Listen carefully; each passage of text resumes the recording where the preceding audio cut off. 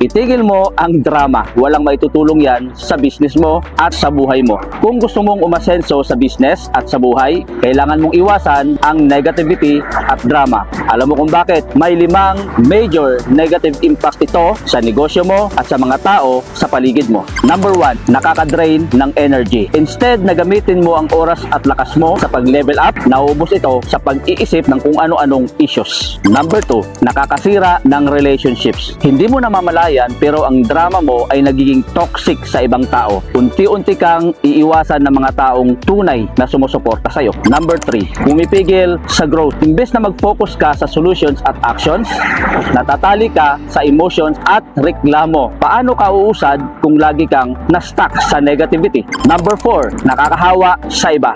Kung lagi kang nagdadrama, pati mga tao sa paligid mo, nagiging nega na rin. Hindi lang ikaw ang naapektuhan, kundi pati ang team mo, pamilya mo, at mga kaibigan mo. Number 5, nagpapababa ng respeto sa iyo. Sa totoo lang, walang may gusto sa taong laging may reklamo, tampo, at drama sa buhay. Mas magandang sumama sa mga taong positive at strong leaders at hindi sa mga taong mahilig sa pretty issues at parating nagdadrama. Kaya kung gusto mong umasenso ng magaan, masaya, tanggalin ang drama sa sistema mo. Mag-focus ka sa goals, solutions, at growth. Yan ang tunay na mindset ng isang winner.